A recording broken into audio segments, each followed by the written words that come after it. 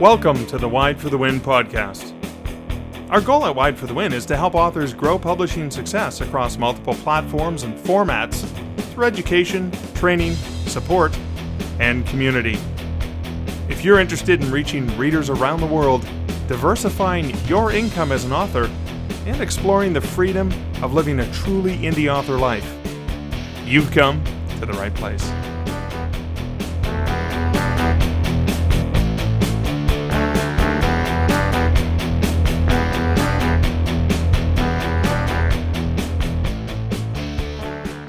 Greetings, fellow Widelings, and welcome to the weekly Wednesday wide stream from Wide for the Win. That's a lot of W's. Today we have a really fun episode, and if you notice, if you're watching this live, we're coming a little bit later than usual. This is one I really wanted to do live so people have a chance to ask questions, because the topic is working with industry service providers. Specifically this week, personal assistants and virtual assistants, and our guest is Rhiannon Futch. So some of you might recognize her from multiple different areas. So number one, Wide for the Win Facebook group admin. She is also our wonderful our founders, Aaron Wright's PA. And she also works with Lisa, and I can't remember her last name right now, with Grounded Chaos, and actually helps others become personal assistants. So with that really quick introduction, I cannot talk tonight. Rhiannon, can you tell us a little bit about yourself from your own words, not just mine? For it. Thank you. You're muted. Hold on. Unmute. Oh, yes. Sorry. That was me. I muted and I forgot. Oh, jeez. I'm like, I can't unmute you. Okay. Yeah, that was me. All right, so let's try this again. Yes, that's Lisa Ferret. She is actually there in the comments, and she and I are business partners teaching other PAs or other people how to become PAs for authors specifically. Basically, we teach them about the author world so that when they go to help an author, they're not having to train them, because nothing sucks quite so much as getting somebody to help you, and you have to stop for 6 months and tell them how to help you. So our aim is to kind of help out with really shortening that time, because you might have to still get used to each other, but they will at least have the foundational knowledge. And as for what I personally do, a little bit of everything. It depends on the client and how we work together. With Erin, she will tell you and the whole entirety of the world. You're her brain. Yes.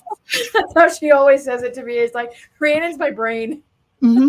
Yes. And her conscience about, her back and taking care of it and all the things. But for other authors, I do like Kickstarter fulfillment or audio processing, the AI audio processing, so that, on their Google accounts, and I work in a variety of ways, just depending on the author that I'm working with. Everybody cannot have a Rhiannon.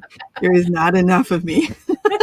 Yeah, Angela just stated in the comments, everybody needs a Rhiannon. Yes, we do. Unfortunately, there's only one of her to go around. Yes, and that's why we're training people. Exactly. So what is the name of this training program? It's Grounded Chaos, correct? Yes. Grounded-chaos.com. Awesome. And if you notice, if you're watching this as opposed to listening later on in the podcast, Rhiannon's title is Chaos Coordinator, which I have always loved.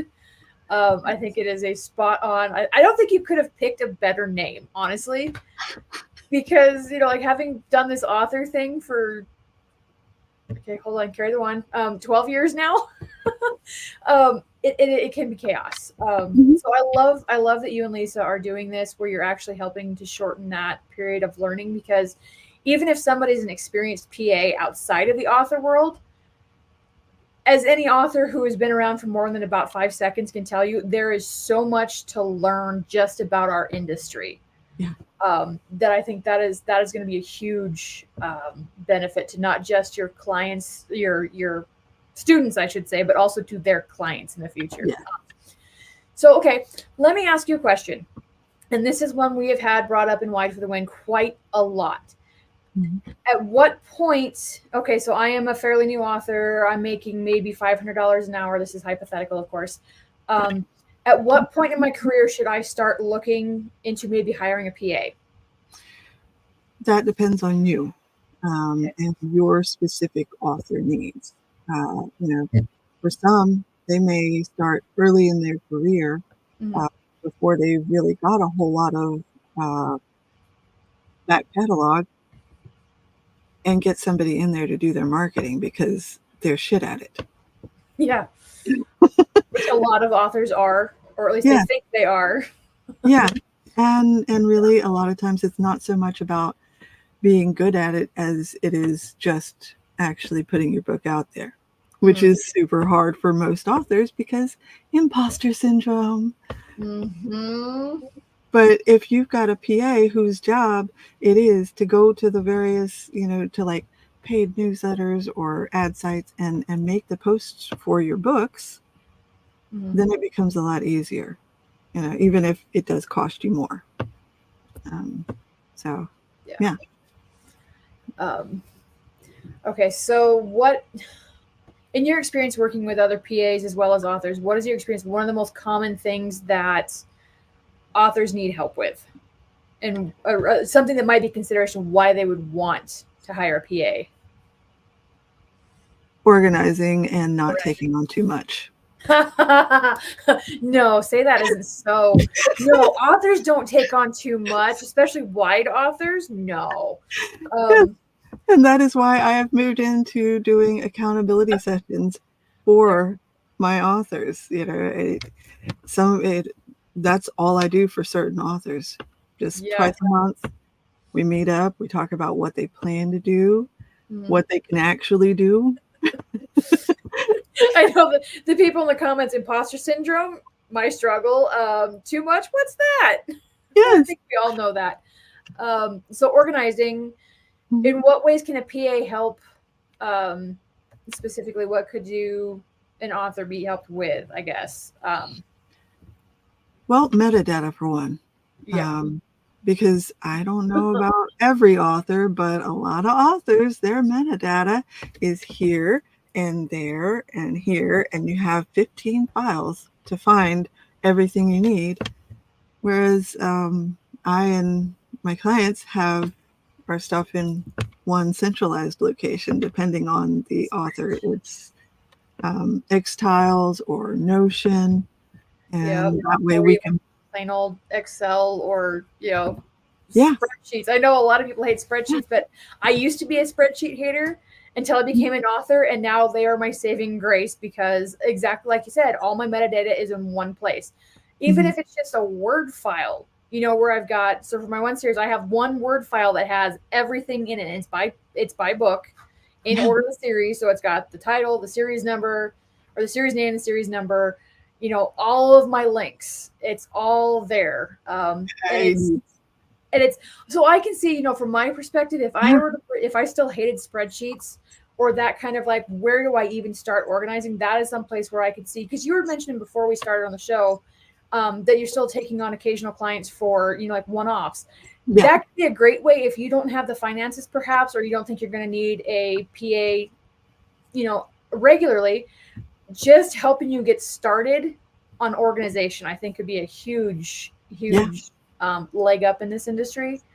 Because think about this, if you're applying for a BookBub feature deal and you need all of your BookBub or all of your retailer links to make it easier for BookBub, are you going to go track them down on all the sites, or are you just going to go grab your handy dandy spreadsheet or your Xtiles or your Notion or whatever and go grab your links right there? They're all on one page. You could hire a PA, like on a one-time deal and say, hey, here's all my information. Can you stick it to spreadsheet for me? because Yeah. I hate spreadsheets, but I need this information. That's a really great idea. I never would have thought about hiring a PA for like a one-off like that. Yeah. So see, we're already having fun. Every time I do these, I learn stuff. It's great. So what was the other question I wanted to ask? I just forgot. It was there half a second ago, and now it's see. I need a Rhiannon as a brain. Oh my gosh. So I did ask you if you were taking on new clients, which is how that topic came up. Mhm. And you said not so much right now, except for accountability and the one-offs. Yeah. Um, Yeah. I am taking You said accountability clients. Yes. just says, here's the disaster I created. Please fix it. Yes. Exactly. Yes, exactly. All right, so I asked a question about when in your career would you go for it? How would you determine, okay, if you're an author, which you are, how would you determine what tasks you want to hand off to a PA if you were to hire a PA on a regular basis? I think it's best to go into that with an open mind. Okay. Because it depends really a lot on you. Mm-hmm. And, because we all have our own control issues. My There's covers. things that the very, we'd love somebody else to do them, but the very idea of having somebody touch it and possibly mess up the stack is not okay. Yeah. So it really depends on you and your PA, VA, whatever. For some people, I really suggest getting somebody, local, in person, that can be face to face with you. And for others, online, even many states apart, is fine, and it works great. So I really think it's based on your interview with your PA, and please don't be afraid to interview many PAs or many people. It's okay if you guys don't work right together. Find the right. You don't have to hire the first one you interview. Yes. Yeah. And this is going to sound really bad, but as a dog mom who rescues, it's like, don't necessarily adopt the first animal you meet at the pound. Yeah. And that's when I volunteered. They said, make sure when you're volunteering, you spend at least 6 months volunteering before you even think about adopting, because you're going to adopt every single one, and it may not be a good fit. So, the first person you interview as a PA may be a great fit, or they may not. It's like, I think, listen to your gut there. Okay, so on the same kind of topic, where would you suggest an author looking for a PA even starts to find a PA? That depends. I know we are, once this initial cohort of our classes finish, we will have a page on our website where graduates can have their information. So people will be able to look at groundedchaos.com. But some people have PAs that they're willing to share, while others, want to keep them chained in their basements. Oh, I know that feeling. Yeah, word of mouth is a really good way to find your PA beyond.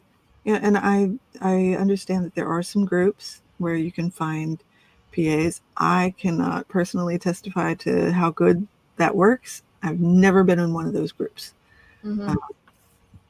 Yeah. So, and really, really be careful about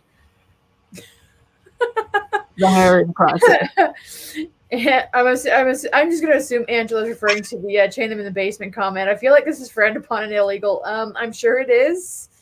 But as a fellow service provider in this industry, it sometimes feels like our clients are like, no, you're all mine. Nobody else can have you. Yes. Yeah. But no, that does actually speak a lot to, if you find a good PA, you kind of want to hold on to them, because they can make a big difference in your career. I mean, like, even talking to Erin, she had a couple before she met you. And they were not, there was nothing specifically wrong. They were doing a bad job. They just didn't want to handle the stuff that she needed to have handled how she needed to have it handled. And that's all it came down to. It's like they got along great. There were no personality conflicts. It's just she needed someone like Rhiannon who was going to sit there and, okay, Aaron, you need to do this. You need to do this. See, that's what I need is somebody like Rhiannon who's going to say, Susie, didn't you say you wanted to, start a Kickstarter? Yeah. Or what do you do for that? Yeah. Somebody that'll say, no, you can't do that. Yeah. Because that's half of what I do with Aaron. No. Yeah. No. You don't have time for that. Yeah. What are you thinking? Yeah. Oh, I know. I think that's one of my biggest issues. Like, oh, sure, I can get, 5 books written this year. I haven't finished one in 7 years almost now, but sure, I can do 5 this year. It's going to happen this year. And Rand be over there going, just get one done. Okay. Just one done. That's a nice dream, sunshine.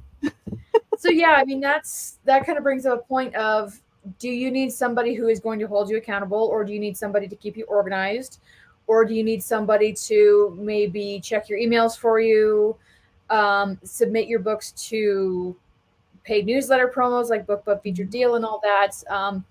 And I love how you bring up, what is your level of control? Because for me, on certain things, I am highly a control freak when it comes to my books. And that's actually one of the main reasons why I decided to go indie instead of taking the trad route, because of my covers. I wanted my covers to be my covers, and I wanted them to go. You go the trad route, you don't get a say in your covers unless you're, like Stephen King. So, I mean, yeah, that seems like a really good question I never would have thought of, is to ask myself first, what is my level of control? What can I free up? What am I comfortable giving to somebody else and letting them have control of it?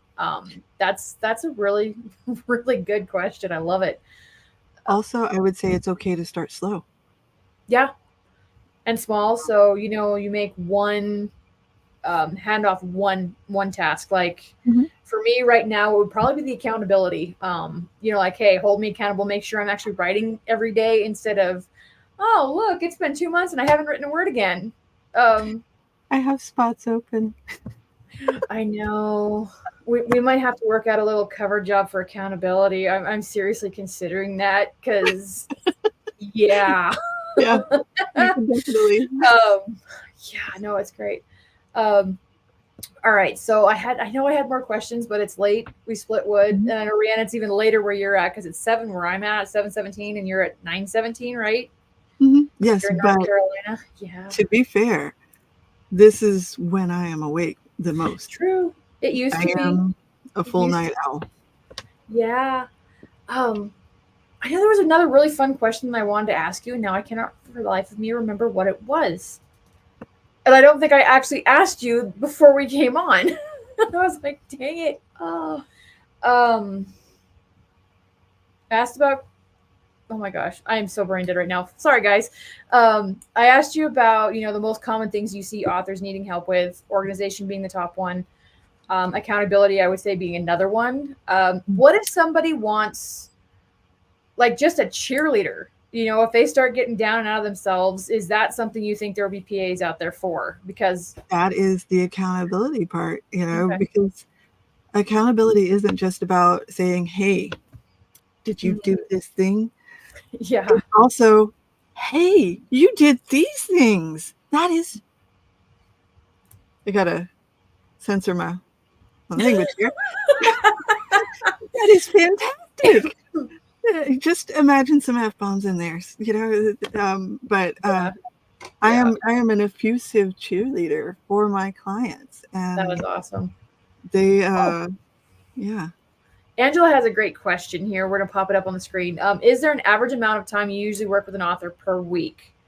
I'm gonna guess this is highly dependent on the client. Yes, it depends on the client, their budget, because I try really hard to work with their budget, their needs. Yeah. Yes. We all know what you wanted to say. Yeah. We can guess. So it's dependent on the client, their needs, their budget, and what you're capable of, and the time you have to devote to it. Yeah. So now here's another question. Since you're definitely more involved in the PA side, I'm not in there at all.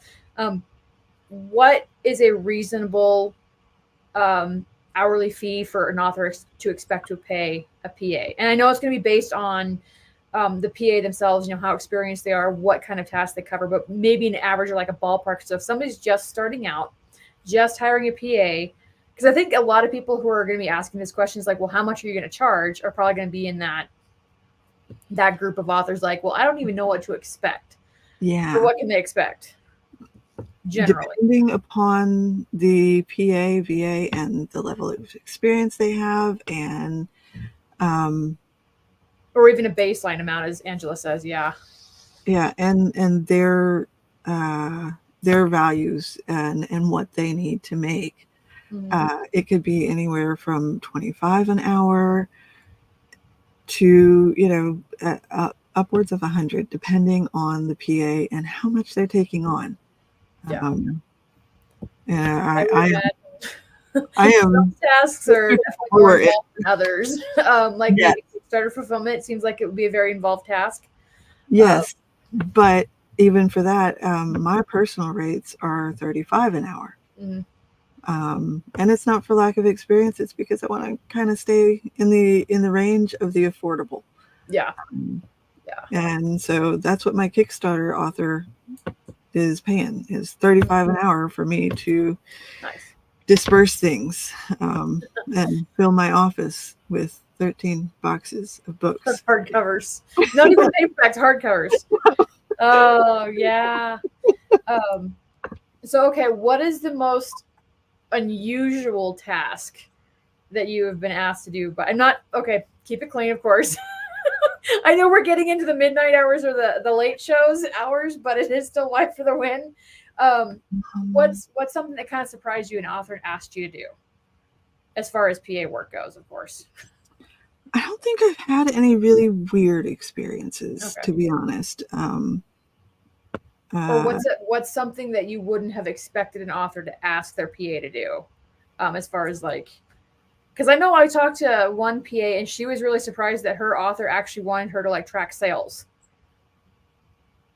because she always thought, that authors would want to have that, like fingers in, they're doing that, they're knowing what all the, but I mean, yeah, she said her author, she checked her sales reports that this PA sent her like quarterly was it. And I'm going, okay, that's an interesting one. So I was just wondering if you had something that you wouldn't have expected an author to want help with, I guess.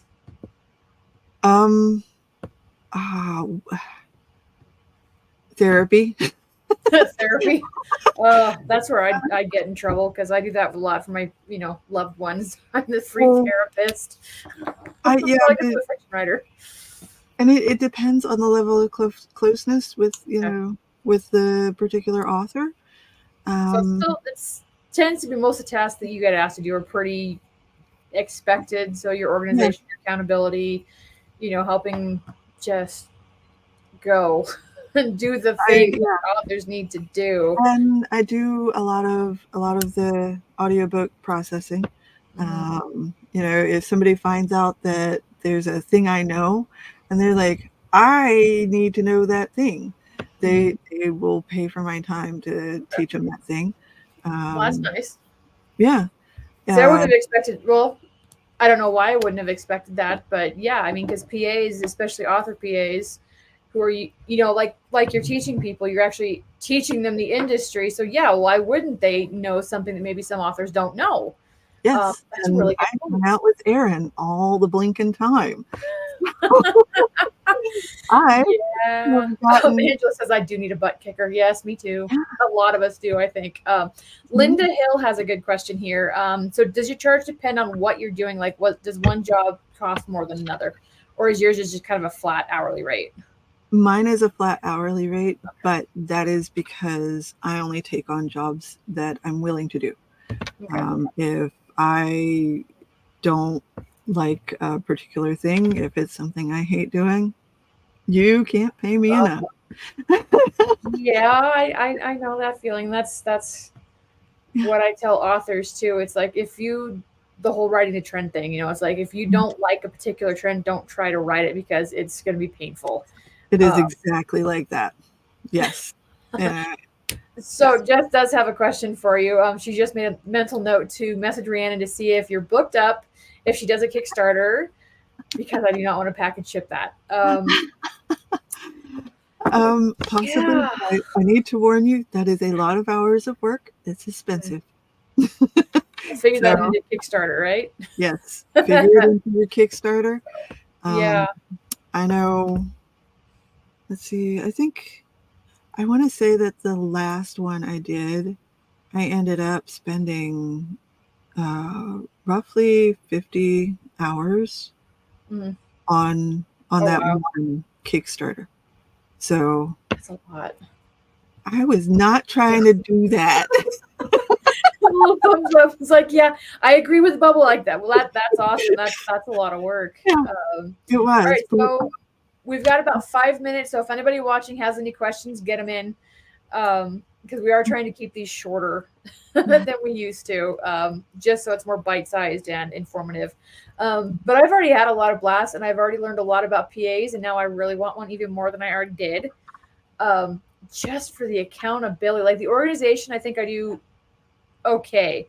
Like all my files are organized. I know where everything's at. It's mostly just doing the thing at this point.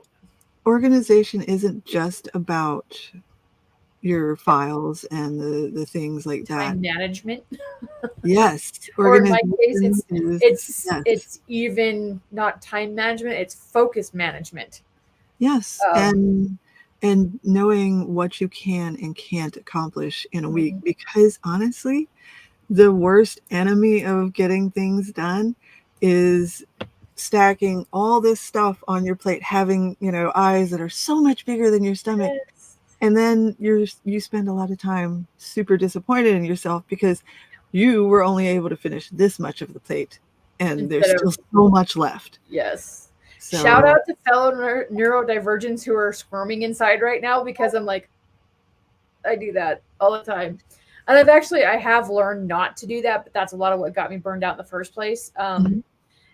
And yeah, it's just, so along those lines, it might be nice, if you're thinking about a PA, to hire somebody, just to have somebody with the experience in the industry to help you prioritize what projects to tackle, even like, oh my God, do I write books 6, 7, and 8 of this series? Do I start a new series? Do I run a Kickstarter? Do I run like a multi-author box set? Do I apply for BookBubs? Yes.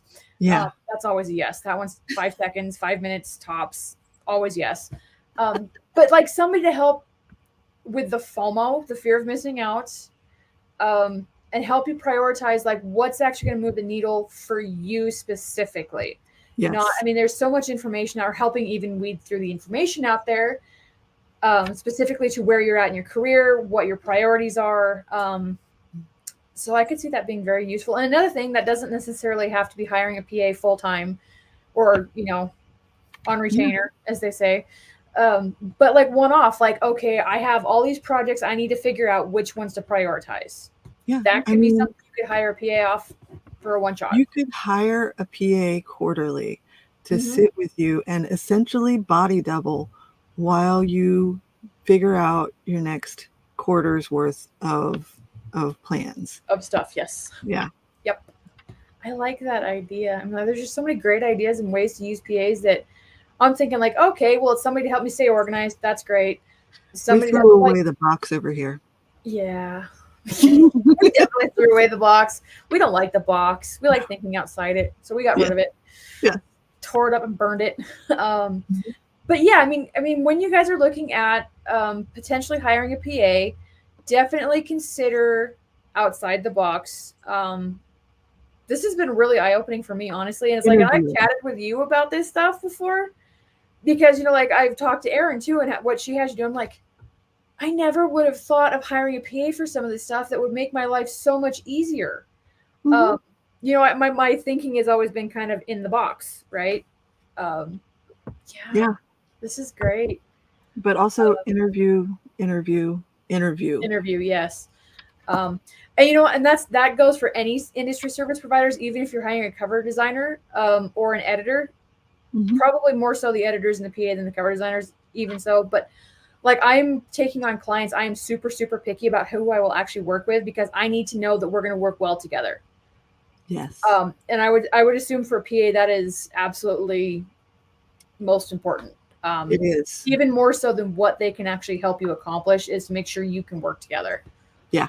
If you can't work together, one of you is going to fire the other. And it's, it's not anything against you personally. It's that it's not working for what you're hired for. All right. We're at the 30-minute mark. One last piece of advice that you would want somebody to know. Like, what is your one piece of advice besides interviews? Because we already just covered that. That it's okay to say no. And it's okay for your PA to tell you no. So this isn't a good idea, and I don't think you should do it at all, and I absolutely am not going to participate. If your PA is a yes person, you're going to run into trouble in the long run. That's really good advice. You got to be able to trust each other. So it goes back to that interview, make sure you work. Make sure you can trust each other. Not just you trust your PA's got to trust you too. That you're going to actually listen to their advice. Excellent. Okay, one last question here. Angela wants to know really quick if you do children's books. For what? What exactly do you mean by doing children's books? I am unsure. Can we clarify that? Oh, and Lisa had a really good one here in the comments too. And don't feel discouraged when, not if, when changes have to be made. It's just human nature. This is why Lisa is my partner, because she and I work. Angela's asking about my covers. I'll have to get back to you on that. I've never done them before, but I'm curious. I'm curious. We'll put it that way. It just made my little happy sparkles go off like, ooh, that could be fun. I can connect you with her later. All right. Well, hey, thanks everybody for joining us. If you're waiting for the podcast, this should be up here, in the next couple of days as soon as Mark gets off the road from his book tour. And Rhiannon knows where to find you. Thanks, Angela. All right. You guys have a great rest of your evening, or for those of you down under in Kiwiland or Australia, have a great rest of your day. Yes. And we will catch you guys next week. Bye.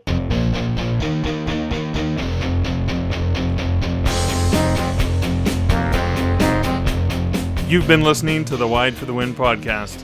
For links to our Facebook and Circle groups and other helpful Wide publishing resources, go to wideforthewin.com. The music for this podcast, Sax and Rock and Roll, was written and performed by Kevin MacLeod and was licensed at incomptet.com.